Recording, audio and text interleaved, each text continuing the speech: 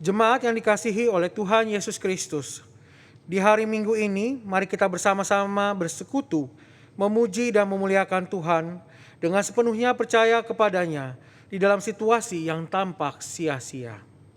Warta lisan minggu ini, 1. Bagi Bapak, Ibu, Saudara, dan Saudari yang hendak mendapatkan informasi terkini seputar kegiatan gereja atau hendak hadir dalam ibadah secara onsite di gedung gereja, dapat mengakses kanal-kanal media informasi dan media sosial yang ada seperti Gunsa Apps, website, Warta Persekutuan Digital, Instagram GKI Gunsa, Facebook Gunung Sahari, atau dapat juga bertanya pada Tata Usaha Gereja pada hari dan jam kerja di nomor 021 420 4364, 420 6979, atau 422 2122 pada hari dan jam kerja.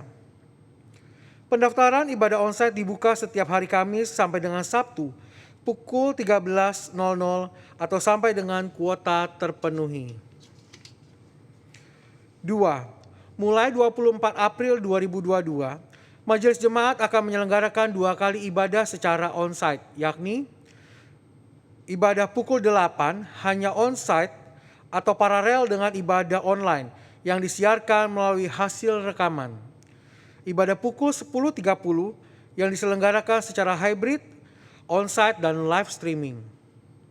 Ketiga, Majelis Jemaat juga mengundang Bapak, Ibu, Saudara, dan Saudari untuk dapat mengikuti ibadah HUT GKI Gunung Sahari ke-85 pada tanggal 15 Mei 2022 mendatang dengan tema Tetap Teguh di Tengah Situasi Rapuh. Akan dilayankan sakramen perjamuan kudus pada kebaktian pukul 8.00 khusus bagi jemaat yang beribadah di gereja, serta pada kebaktian pukul 10.30 bagi jemaat yang beribadah di gereja maupun di rumah. Sedangkan bagi yang beribadah pada kebaktian pukul 6.00, pukul 8.00, dan pukul 17.00 secara online tidak dilayankan sakramen perjamuan kudus. Keempat, dibuka kelas katekisasi online bagi jemaat yang berusia remaja yang dipimpin oleh Pendeta Kristina Simaremare mulai Minggu 8 Mei 2022 pukul 11.30.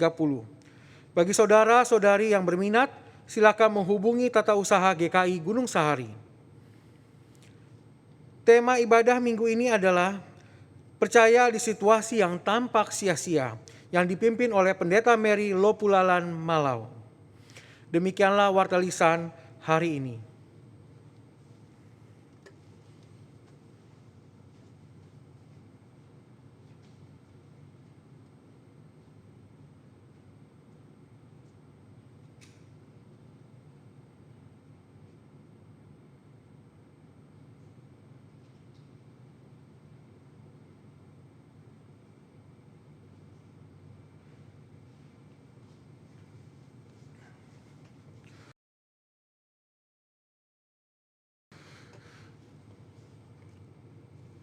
Mari kita bangkit berdiri dan biarlah dengan sepenuh hati kita katakan, Aku hendak memuji Tuhan pada segala waktu. Puji-pujian kepadanya tetap di dalam mulutku. Karena Tuhan jiwaku bermegah. Biarlah orang-orang yang rendah hati mendengar berita sukacita dariku. Marilah kita bersama-sama memuliakan Tuhan. Marilah kita berhimpun dan memasyurkan nama-Nya.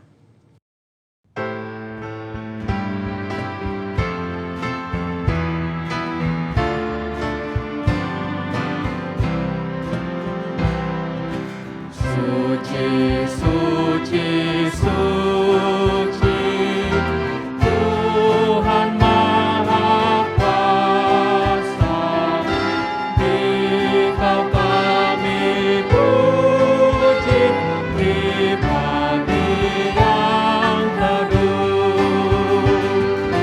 Suci, suci, suci, murah dan perkasa,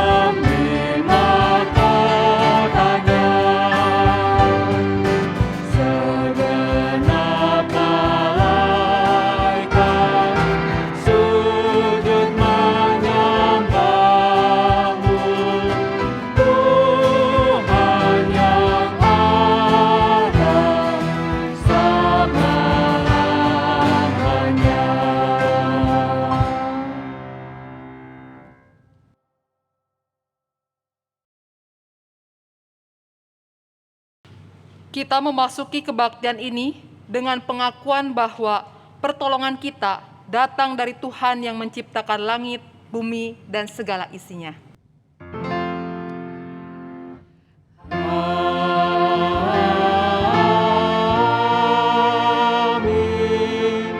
Amin.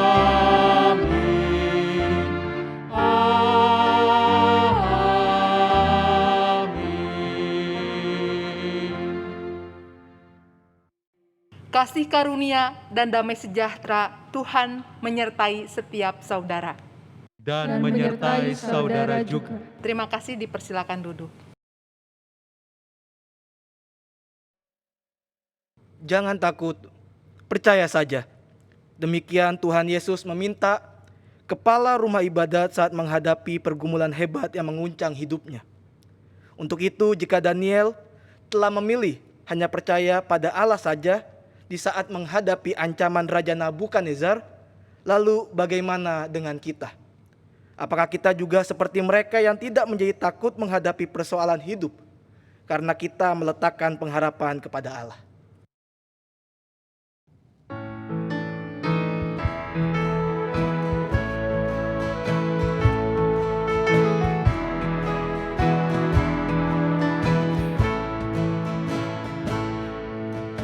Apapun juga menimpamu, Tuhan menjagamu. Naungan kasih-Nya pelindungmu, Tuhan menjagamu. Tuhan menjagamu waktu tenang atau tegang. Dia menjagamu, Tuhan menjagamu.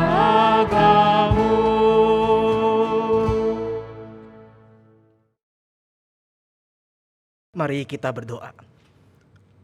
Tuhan, kami mengucap syukur untuk segala apa yang telah Kau berikan kepada kami sampai dengan saat ini. Ya Tuhan, begitu banyak yang telah Kau berikan kepada kami. Begitu banyak yang telah Kau curahkan kepada kami. Tetapi seringkali kami masih saja merasa kurang puas. Kami merasa tidak cukup, sehingga kami seringkali membawa diri kami jatuh ke dalam dosa, ya Bapa. Ya Tuhan, inilah diri kami. Kami mengakui kefanaan kami mengakui dosa kami di hadapan-Mu. Kiranya Tuhan bersedia mengampuni kesalahan kami, ya Bapa. Terima kasih ya Tuhan, hanya dalam anak-Mu Yesus Kristus kami telah berdoa. Amin.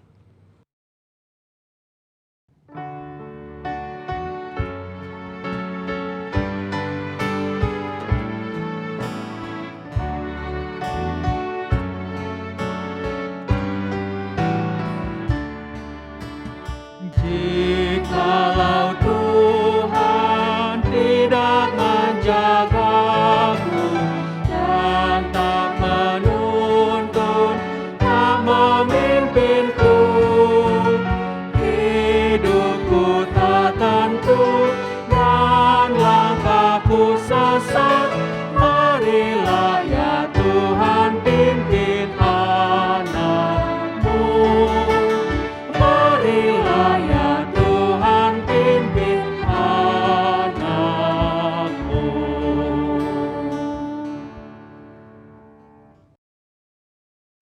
Jemaat yang dikasihi Tuhan, berita anugerah kita terambil dari Roma 8 ayat yang pertama sampai yang kedua.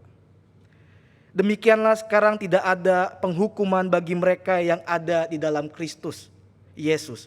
Roh yang memberi hidup telah memerdekakan kamu dalam Kristus dari hukum dosa dan hukum maut. Demikianlah berita anugerah dari Tuhan. Syukur kepada Allah.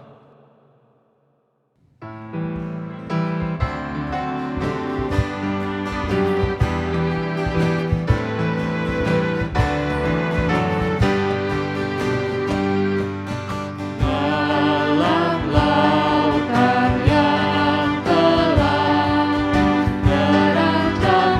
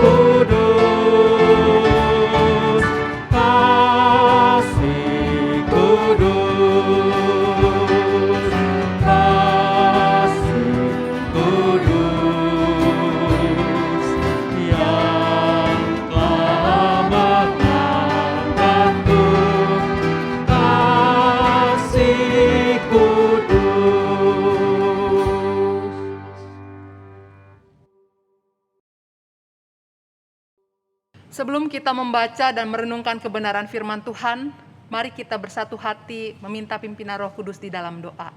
Mari kita berdoa. Tuhan Allah Bapa yang bertahta dalam kerajaan sorga, Allah yang kami sembah di dalam Kristus Yesus Tuhan dan Juru Selamat kami, sungguh sebuah sukacita bagi kami untuk dapat mengalami perjumpaan dengan Tuhan dalam ibadah-Mu. Oleh karena itu, biarlah kuasa Roh Kudus hadir di dalam diri kami, sehingga kami yang terbatas ini dimampukan untuk dapat mengenali pekerjaan Tuhan yang tengah diselenggarakan di dalam kehidupan kami. Oleh karena itu, kami hendak menyerahkan diri kami untuk Tuhan pimpin, sehingga ketika kami mendengar pewartaan firman yang disampaikan, biarlah kami dapat mengenali apa yang tengah Tuhan hendaki terjadi di dalam kehidupan kami.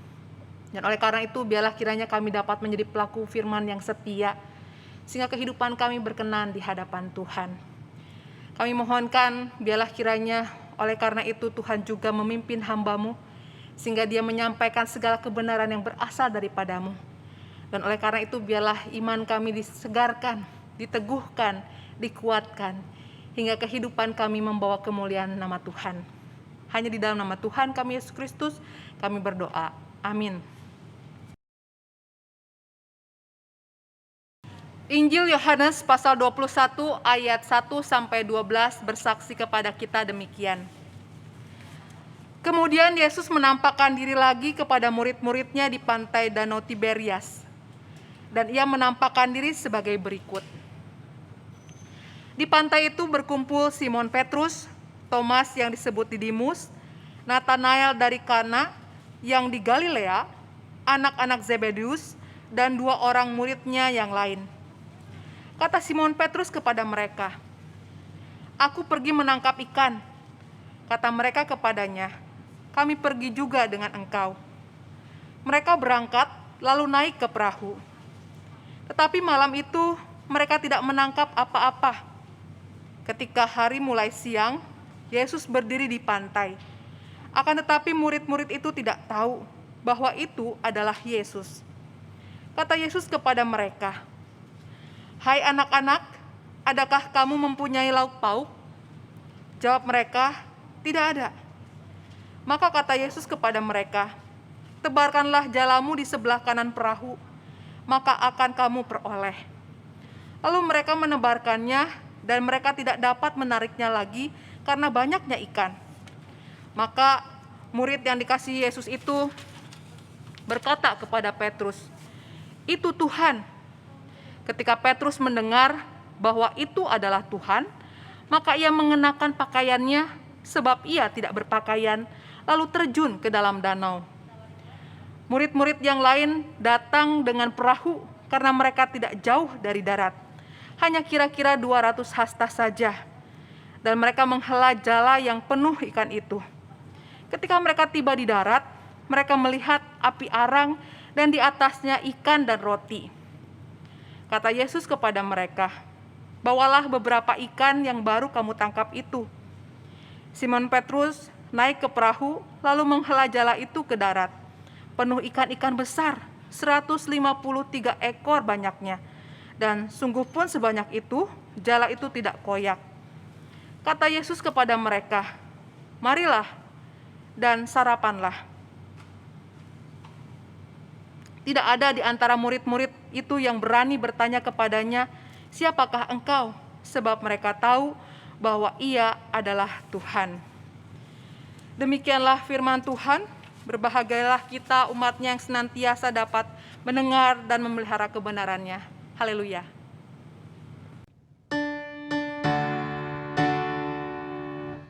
Haleluya, haleluya, haleluya.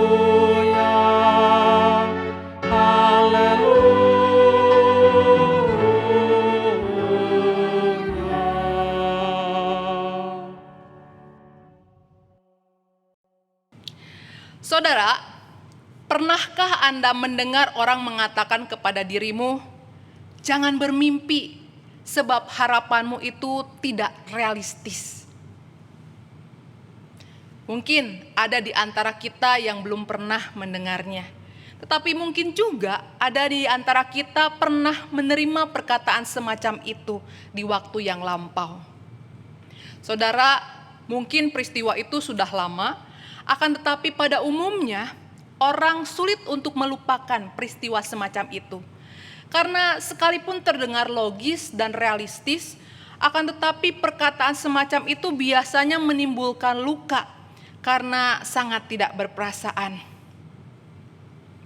Dan pada saat ini saya pun berpikir kita saja bisa membayangkan ketajaman perkataan tadi mampu mematikan semangat juang seseorang dengan sekejap. Karena rasanya seperti impian dan harapan kita dihempaskan ke dalam jurang yang terdalam. Hal itu mungkin dirasakan oleh Grecia Poli, seorang pemain bulu tangkis Indonesia ketika dia dan Aprilia hendak maju ke Olimpiade Tokyo 2021. Dalam sebuah berita yang saya baca, Grecia menyampaikan bahwa ada orang yang pernah berkata kepadanya demikian kutipannya. Kamu tidak akan menang. Indonesia tidak bisa mencetak sejarah dalam ganda putri. Memang saudaraku, kalau berpikir secara logis, maka kita bisa melihat nasihat itu tidak terlalu salah.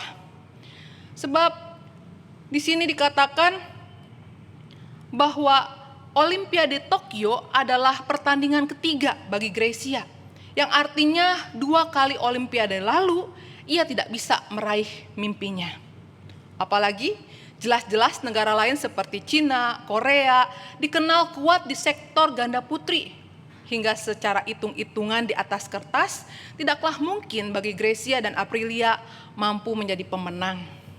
Selain itu, kita mengingat sejak Olimpiade Barcelona tahun 1992 sampai Olimpiade London 2012, Indonesia terus gagal untuk mendapatkan emas. Sehingga meraih emas menjadi seperti mimpi di siang bolong. Saudara, kita tentu tahu bahwa berpikir logis pada dasarnya bukan hal yang salah. Akan tetapi dalam kehidupan ini kita menemukan bahwa tidak selalu semua terjadi seperti apa yang kita pikirkan. Mengapa? Karena selain keterbatasan kemampuan manusia berpikir, kadang-kadang ada faktor X yang hadir dan mengubah segala sesuatu. Seperti yang dialami oleh Petrus bersama dengan Thomas, Nathanael, serta kedua anak Zebedius dan 2 murid Yesus lainnya ketika mereka ada di Danau Tiberias. Bapak Ibu Saudara yang Tuhan Yesus Kristus kasihi, pada waktu itu dikisahkan bagaimana Petrus memutuskan untuk pergi dari Yerusalem dan pergi ke Danau Tiberias yang jaraknya kira-kira 123 km. Pada waktu itu mungkin Petrus berpikir, ngapain terus tinggal di Yerusalem? Toh Yesus sudah mati. Semua tentang kerajaan baru rasanya tidak akan terjadi. Tidak ada harapan untuk menjadi penjala manusia. Lebih baik aku pergi ke Danau Tiberias. Jelas-jelas di sana ada hal yang bisa aku kerjakan. Setidaknya kembali menjadi penjala ikan. Untuk itulah kemudian akhirnya Petrus pamit untuk pergi ke Danau Tiberias. Sebab segala sesuatu tidak lagi sama. Dan ketika dia tak pamit kepada teman-temannya, ternyata Thomas, Nathanael, dan kedua anak Zebedius serta 2 murid Yesus lainnya minta ikut bersamanya untuk pergi menangkap ikan. Saudara, setibanya mereka di sana, ternyata tetap saja hidup tidak berjalan dengan baik. Sebab sekalipun mereka punya pengalaman sebagai penangkap ikan, akan tetapi dikatakan semalam-malaman mereka bekerja keras, akan tetapi tidak seekor pun ikan dapat mereka tangkap. Saya tidak tahu apa yang menjadi penyebab mereka gagal pada waktu itu. Sebab bukankah mereka semua adalah para nelayan yang berpengalaman? Apakah mungkin saudara semua terjadi karena cuaca yang buruk? Atau mungkin saja mereka pada waktu itu tidak dapat fokus bekerja dengan baik karena pikiran mereka masih kacau balau akibat peristiwa kematian Yesus. Yang pasti pada malam itu mereka sudah bekerja keras tetapi mereka tidak mendapatkan apapun. Mereka pasti tengah lelah, kecewa, putus asa. Itu yang mewarnai perasaan hati mereka. Suatu perasaan yang mungkin saya pikir adalah satu hal yang terjadi bukan hanya karena tangan yang hampa akibat tidak ada hasil tangkapan ikan, tetapi ditambah lagi bayang-bayang kematian yang terus menghantui pikiran mereka, peristiwa Yesus yang terus ada dalam diri mereka. Dan ketika mereka hendak merapatkan perahu ke tepian, ada sebuah permintaan yang tidak masuk akal disampaikan oleh seorang yang berdiri di pantai, yang jaraknya kira-kira 200 meter, yaitu tebarkanlah jalamu di sebelah kanan perahumu, maka kamu akan mendapatkan. Mendengar perintah itu, kalau saudara menjadi mereka, apa respon saudara? Mungkin ada yang kesal, bahkan mungkin juga ada yang tidak lagi menanggapi. Sebab rasanya menjadi wajar karena kesal hati, jelas-jelas secara logika bahwa perbuatan tadi adalah sia-sia. Sebab mana mungkin ada ikan di tepian, mereka saja yang sudah semalaman berusaha menangkap ikan di tempat yang dalam tidak mendapatkan apapun. Apalagi sekarang menebar jala di pinggiran di siang hari pula. Saudara, bayangkan orang lagi banyak pikiran, lagi banyak beban, tengah bersusah hati ditambah tidak lagi mendapatkan hasil sesuai dengan yang diharapkan, tentu akan mudah tersulut emosi.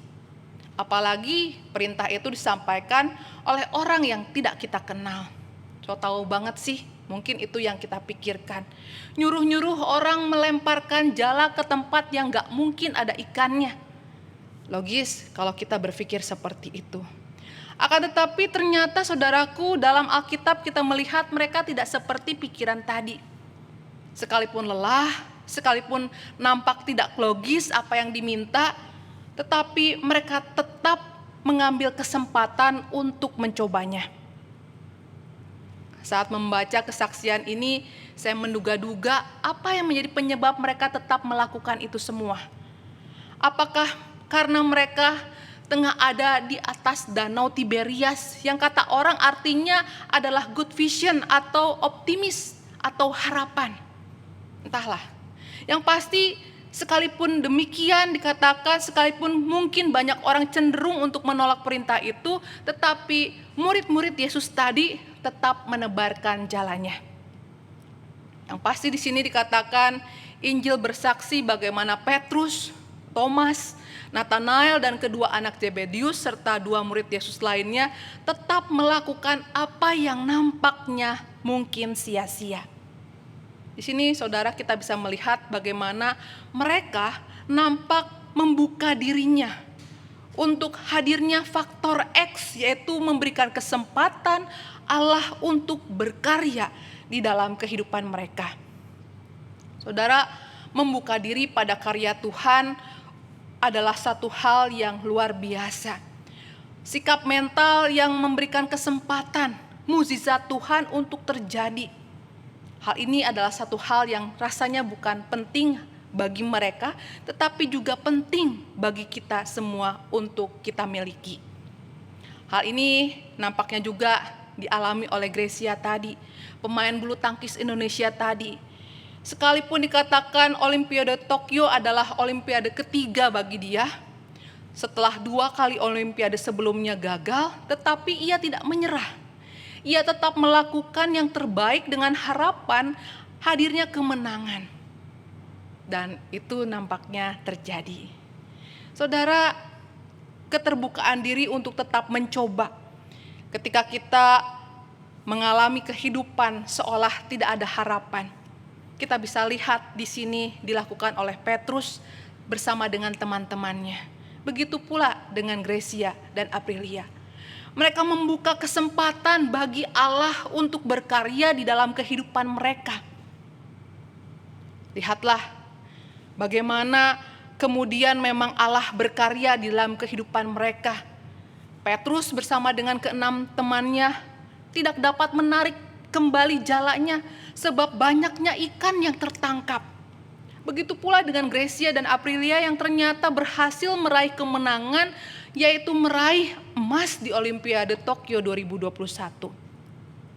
Kedua pengalaman ini hendak mengingatkan kita untuk juga memberikan kesempatan kepada Tuhan berkarya di dalam kehidupan kita. Sebab tidak ada yang mustahil di hadapan Tuhan. Tidak ada yang tidak mungkin bagi Tuhan. Oleh karena itu ketika kita percaya dan bersedia berusaha melakukan yang terbaik, maka kita dapat melihat bagaimana mukjizat Tuhan juga dapat dinyatakan di dalam kehidupan kita.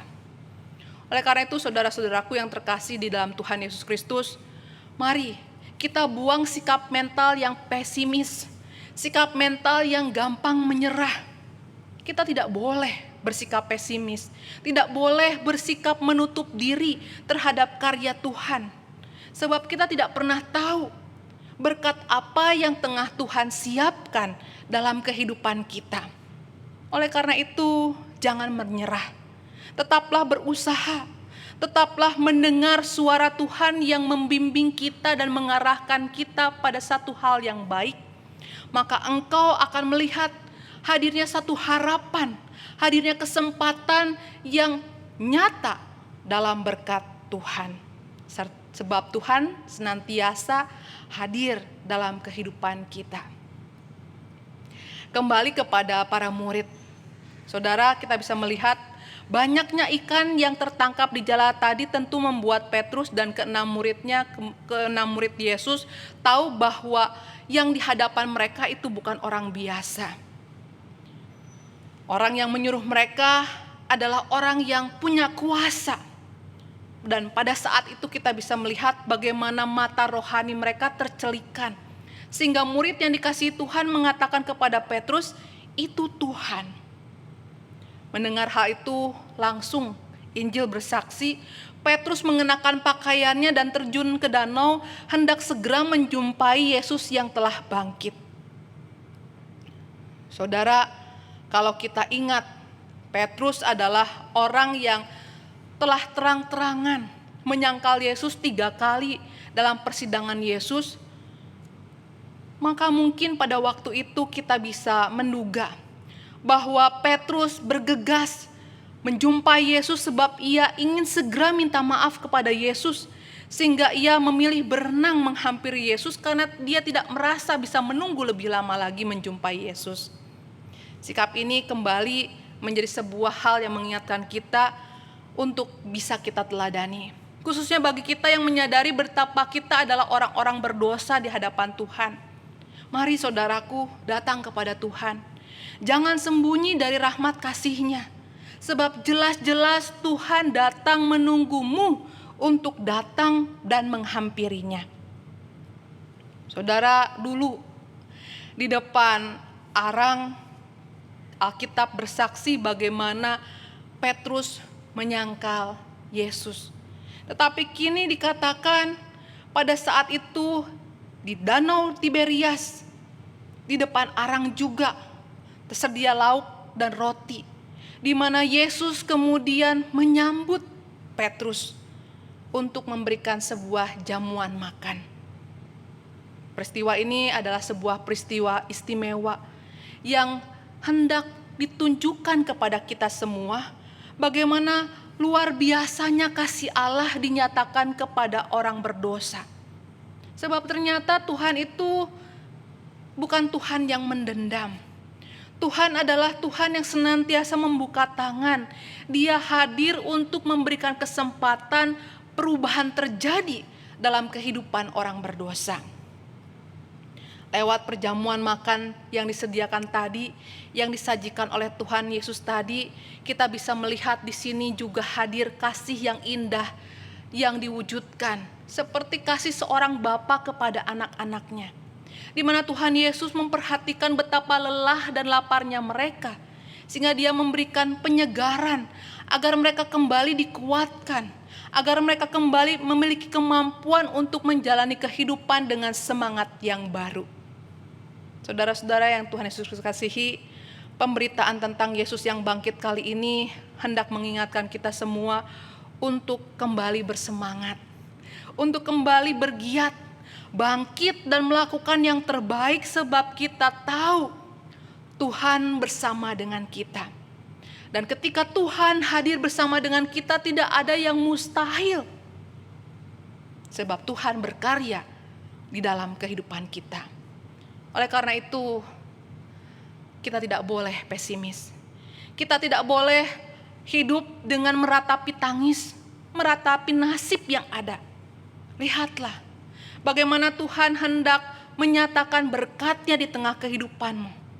Dan Dia juga bekerja demikian rupa, mencukupkan segala kebutuhan yang kita perlukan untuk melakukan sesuatu yang terbaik. Oleh karena itu, sekalipun mungkin saat ini realita kehidupan kita terasa seperti tidak jelas, nampak penuh dengan kesia-siaan. Tetapi bersama dengan Tuhan, itu semua dapat kita lalui. Sebab situasi yang nampak sia-sia pun dapat Tuhan ubahkan sedemikian rupa, karena Dia punya kuasa dan kasih bagi kita semua. Tuhan Yesus menolong dan memberkati kita. Amin.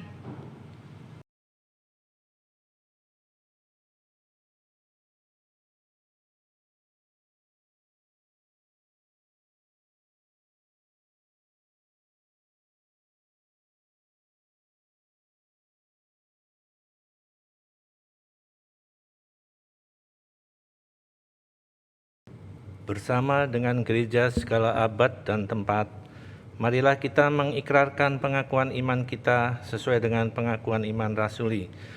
Marilah setiap kita mengucapkan demikian.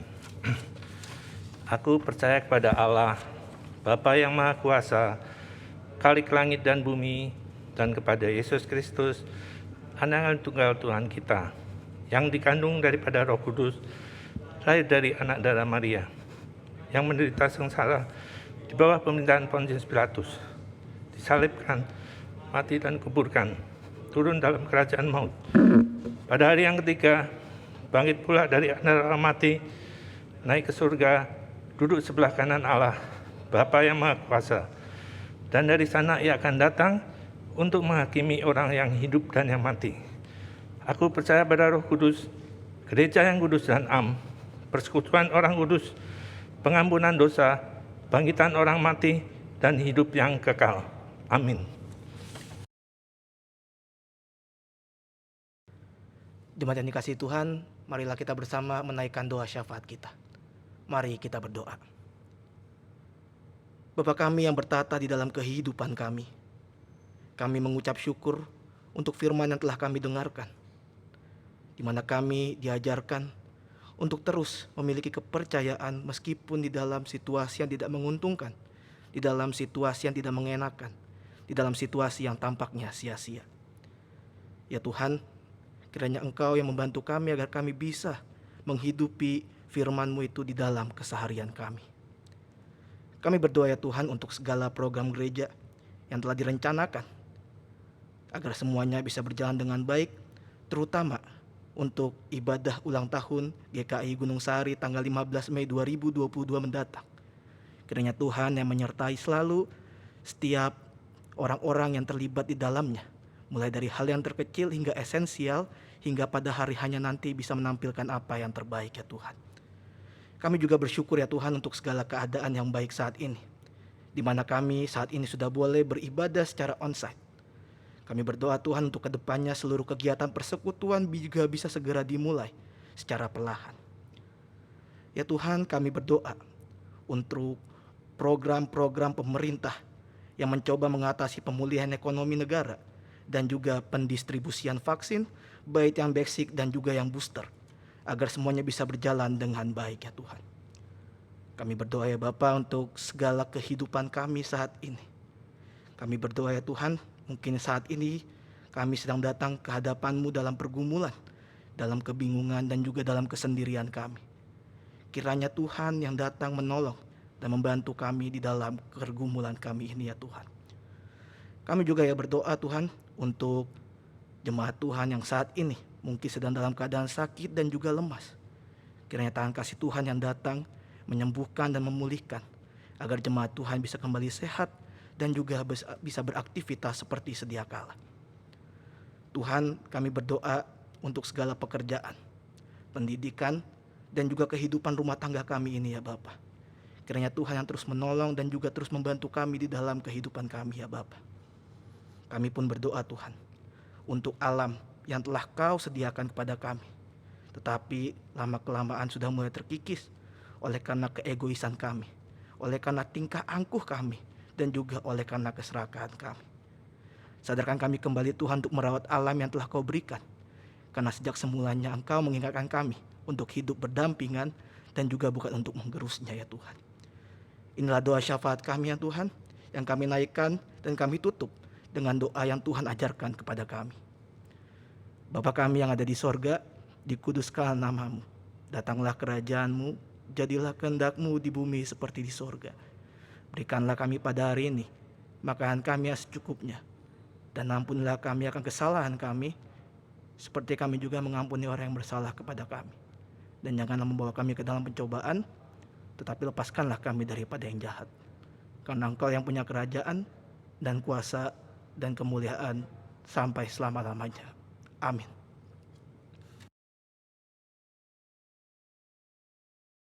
Mari kita bawa persembahan kita kepada Tuhan oleh karena kasih dan pemeliharaannya dalam kehidupan kita, sebagaimana diungkapkan pemazmur, aku hendak bersyukur kepadamu, ya Tuhan, Allahku, dengan segenap hatiku, dan memuliakan nama-Mu untuk selama-lamanya. Sebab kasih setia-Mu besar atas aku, dan Engkau telah melepaskan nyawaku dari dunia yang orang mati yang paling dalam.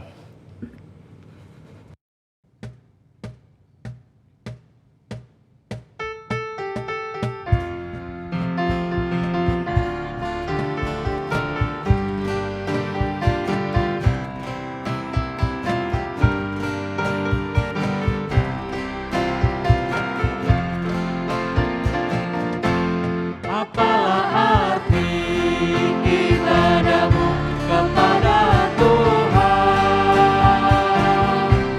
bila tiada rela sujud dan sungkur?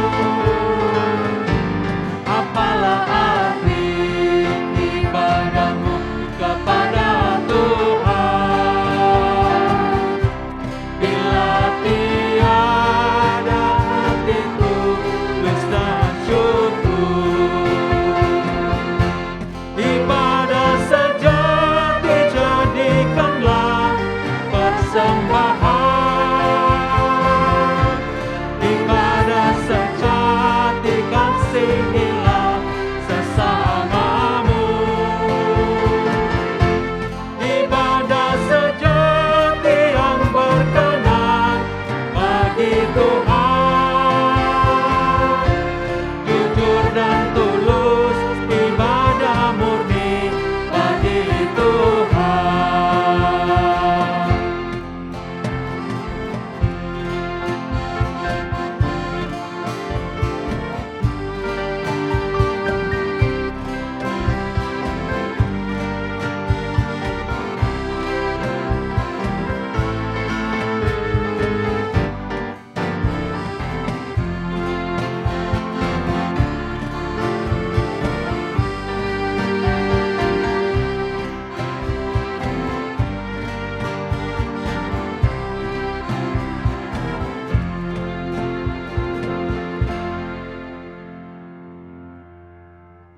Mari kita berdoa. Segala ungkapan syukur hanya kepadamu Bapa di surga, oleh karena kasih karunia dan berkat yang boleh selalu kami terima dan nikmati hingga saat ini. Kami percaya semua berkat itu kami peroleh karena kemurahan Tuhan dalam kehidupan kami. Bapa di surga, kami mohon Tuhan kuduskan dan terimalah persembahan kami ini. Dalam nama Tuhan Yesus, kami berdoa. Amin. Jemaat yang dikasihi Tuhan, kita akan mengakhiri ibadah ini sambil mengingat firman Tuhan yang tertulis dalam Yohanes 14 ayatnya yang ke-18. Aku tidak akan meninggalkan kamu sebagai yatim piatu. Aku datang kembali kepadamu. Untuk itu marilah kita kembali memasuki kehidupan kita. masing-masing dengan semangat membawa kabar baik Tuhan kepada semua orang.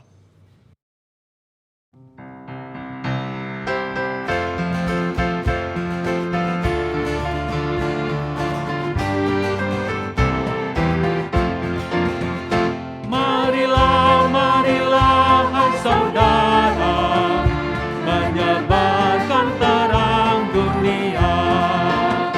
Banyak orang kemalangan menderita, diliputi kegelapan kemelut. Marilah, marilah hai saudara, menyebarkan terang dunia. Tak terbilang yang sengsara dalam hati, kekurangan cinta kasih yang benar. Marilah, marilah hai saudara, menyebarkan terang dunia. Tuhan Allah mengasihi dunia ini, Yesus Kristus menerangi yang gelap. Marilah, marilah hai saudara, menyebarkan terang dunia. Untuk itu nyatakanlah kehadiran Allah dan terang Kristus dalam hidupmu, dan terimalah berkat yang berasal daripada Tuhan. Tuhan memberkati engkau dan melindungi engkau. Tuhan menyinari engkau dengan wajah-Nya dan memberi engkau kasih karunia. Tuhan menghadapkan wajah-Nya kepadamu dan memberi engkau damai sejahtera. Amin.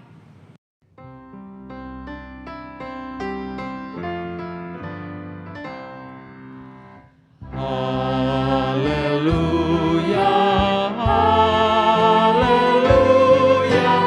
haleluya, haleluya, haleluya,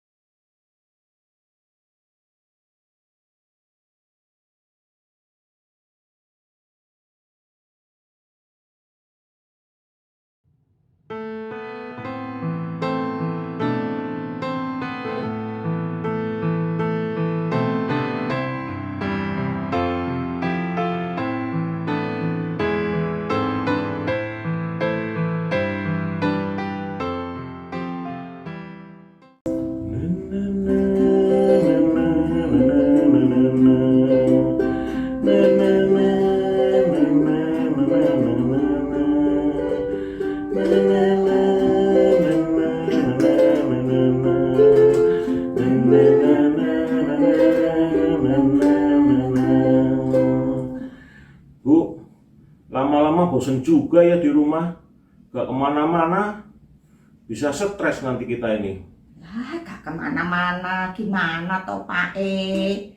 Kita kan sudah pergi ke mall, makan di luar sering, malah keluar kota ya sudah. Mbok belajar bersyukur toh Pak E. Enggak Bu, maksudku itu kita sudah lama nggak kemana-mana buat ngisi rohani kita, bukan pergi-pergi ngisi perut. Sudah 2 tahun lebih loh kita di rumah terus ngadep layar monitor buat siraman rohani. Bosen Bu. Oh, maksudnya pergi buat isi tank rohani gitu toh Pak E. Tuhan memang baik Pak, sekarang sudah waktunya datang ke gereja lagi untuk kebaktian dan persekutuan. Oh, sudah bisa kebaktian sekarang? Sudah mulai onset? Terus kalau persekutuan gimana, Bu? Persekutuan Komisi Dewasa juga sudah mulai, Pak. Tepatnya nanti hari Jumat tanggal 13 Mei jam 11 pagi mulai hybrid. Oh, ngabuburit. Emangnya puasa, Bu, ibadah kok ngabuburit? Hybrid, Pak. Onsite dan online-nya bersamaan gitu loh. Oh, kalau boleh milih ya, Bu, ya. Enaknya online aja, Bu, ya. Lah, gimana toh Pak Tadi ngomel di rumah terus, ngaca di monitor, terus stres. Sekarang kegiatan gereja udah mau kembali normal, tapi bapaknya tetep mau jadi abnormal. Lah kok kayak Indomie apa Kayak Pak? Indomie. Warung Indomie Warung abnormal. Indomie abnormal. Lah, Apa nggak khawatir kumpul-kumpul, Bu? semua juga pakai protokol kesehatan dan Hmm. mengacu peraturan pemerintah, Pak. Oh, nganggo masker seneng rai kayak, Bu. Iya, ke mall aja berani kok Pak masa ke rumah Tuhan jadi takut kayak gitu loh. Iya, ya wis. Lebih baik kita ngabuburit di rumah Tuhan ya, Bu, ya. Tuhan yang sudah menyertai kita di masa pandemi ini. Hybrid, Pak. Bukan ngabuburit. Iya. Ngerti? Iya. Hibrid, Hybrid. bukan ngabuburit. Oh, jadi inget tanggal 13 Mei jam 11 pagi hari Jumat kita mulai hybrid. Dan melindungimu tetap teguh. Tenang selalu janji Tuhan, jangan lepaskan walau siang atau malam. Hanyalah takut atau bimbang, Tuhanlah pemilik hidupku.